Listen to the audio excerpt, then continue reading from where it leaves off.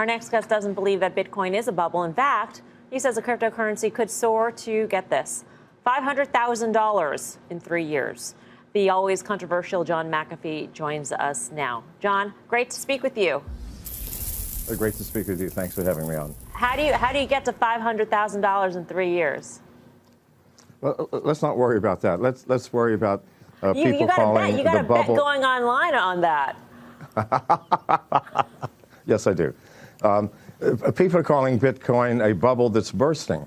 Now, keep in mind that 2 months ago, Bitcoin is at $2,900, and people were saying it's never going to hit 3. Well, it hit 4 and it hit 5. If you look at the long-term trend of Bitcoin, it has been consistently up. I mean, who cares that it dropped $1,000 from $5,000 after it went from $2,900 to $5,000 in 2 months? It's still ahead from what it was 2 months ago. You know, my company is one of the largest miners in America, and one of the nice things about mining is it doesn't matter what the price of Bitcoin is. We still make money. As the price goes down, there are fewer competitors for mining, and the difficulty rate decreases, and we simply mine more coins. So I know as well as anybody what the price of Bitcoin is, and it is consistently increasing. I understand. You're going, oh, wow, the bubble's burst. Go ahead. You know, Jamie Dimon was very clear yesterday that he's a big fan of the blockchain technology, and most people actually who even, call Bitcoin overvalued or what have you, they are believers as well in the blockchain technology. These are two separate issues. So why is that Bitcoin necessarily has to rise to these heights because you're a believer in blockchain?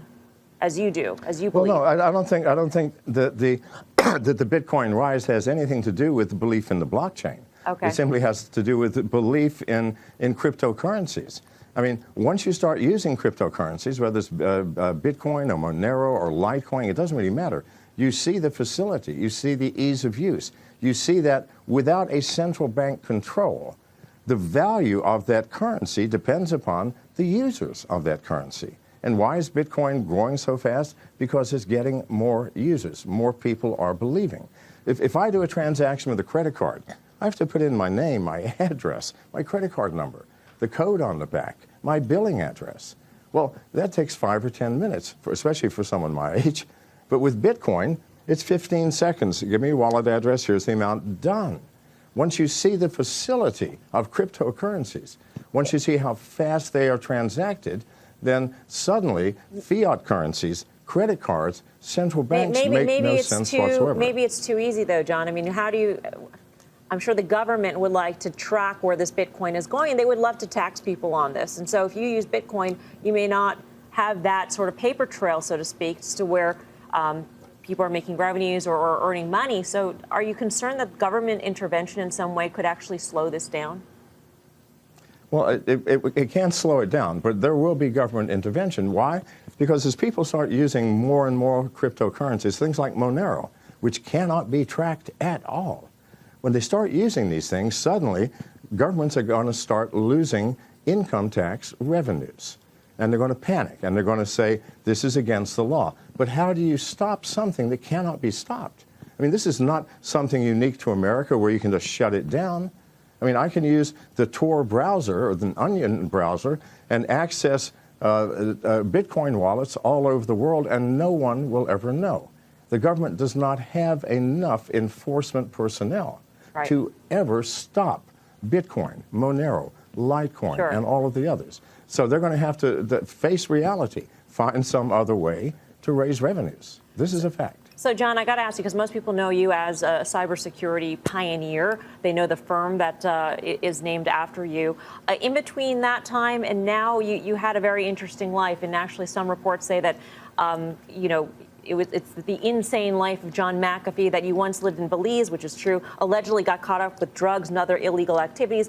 Bitcoin has a bad rap of being used in the underground. That's why people want to use it, because they want to conceal nefarious activity.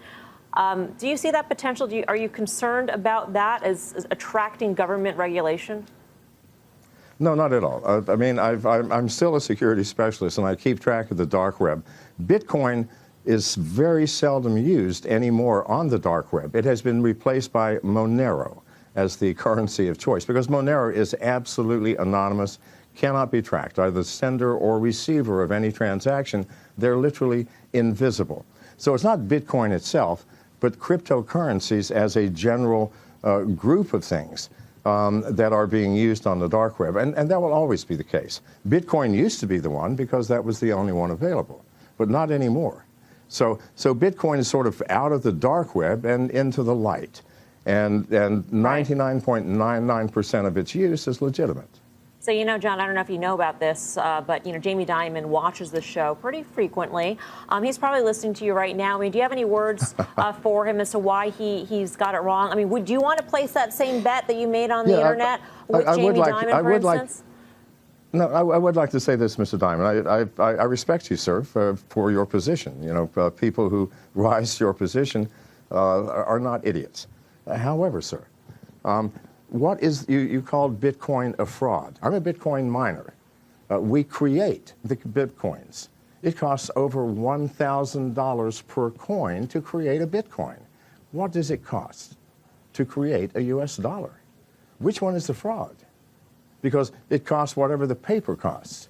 But it costs me and other miners over $1,000 per coin. It's called proof of work. We have put massive amounts of computing power and electricity in creating these coins.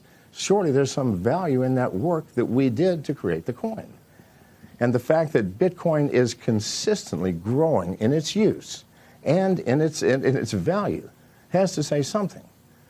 Sure, it will rise and fall, and it is highly volatile, as all new technologies are.